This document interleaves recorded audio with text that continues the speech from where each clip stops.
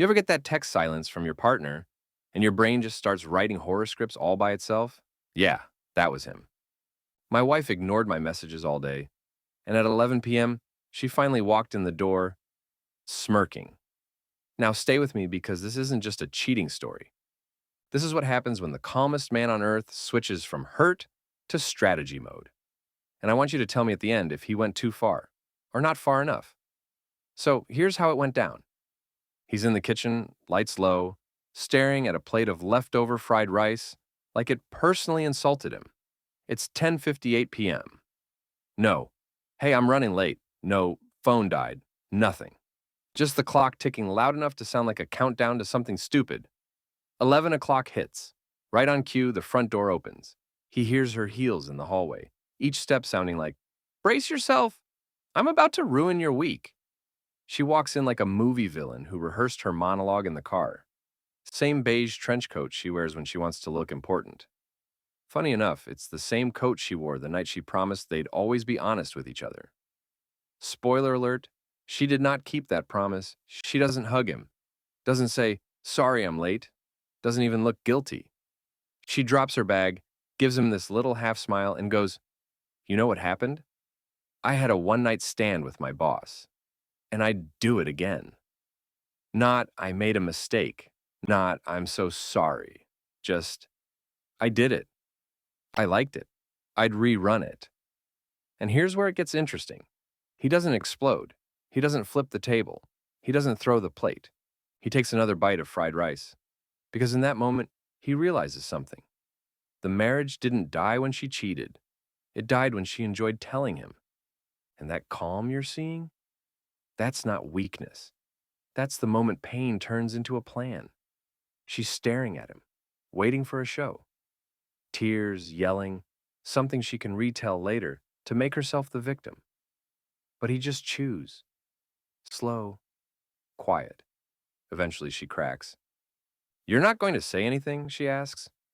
"You're not going to fight for me?" He looks up, wipes his mouth, and says one word. "Congratulations." That's it. No Oscar speech, no dramatic exit. Just, "Congratulations," and silence. And you can almost hear her brain glitch. Calm scares people who expect chaos. Because if you're not blowing up, you're thinking. And if you're thinking, you're dangerous. He finishes his food, gets up, puts the plate in the sink. She's spiraling now, pacing, asking questions, throwing out excuses. "I was drunk. You've been distant. I felt neglected." You know the script. He's heard it all before. But this time, something has shifted.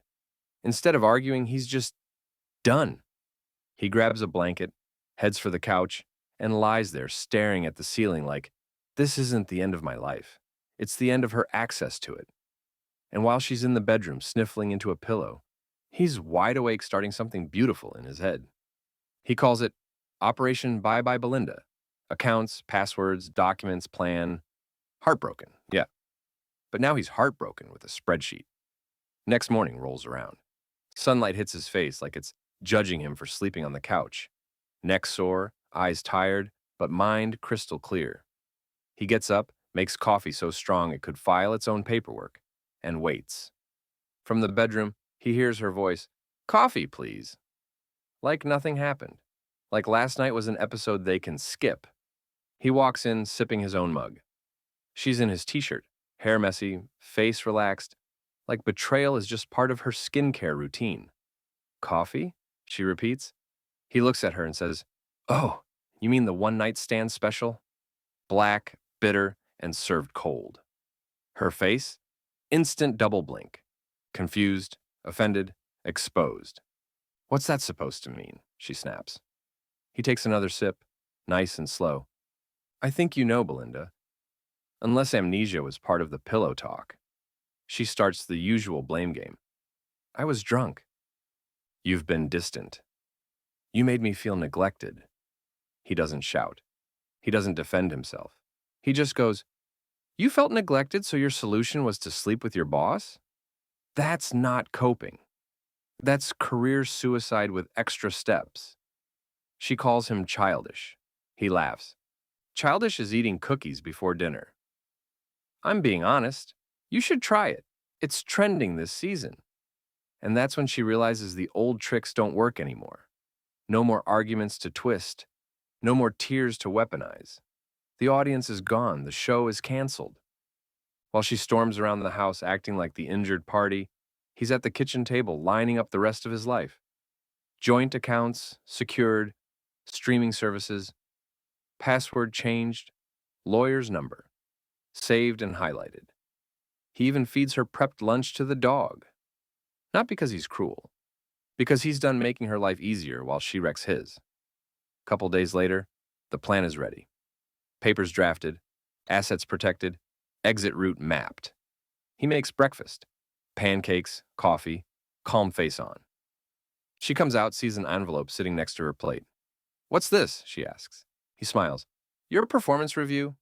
Inside, divorce papers, asset breakdown, reality in black and white. She loses it. "You're heartless. You're overreacting. You're ruining everything." But from his side of the table, he's not ruining anything. He's just refusing to keep fixing what she keeps breaking. And here's the part most people miss. He didn't stay to punish her. He didn't stay to teach her a lesson. He left because he finally realized he didn't have to live inside her chaos anymore. That's the whole story. Now here's where you come in. If your partner walked in at 11 p.m., looked you in the eye, bragged about cheating, and said they'd do it again, what would you do?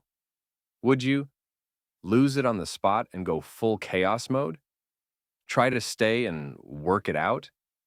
Or would you play it calm, drink your coffee, and quietly start your own exit strategy? Comment below and tell me, are you team calm or team chaos in this situation? And if you like these messy relationship stories, with a little dark humor and a lot of life lessons, hit like, tap subscribe, and turn on notifications. Because the next story.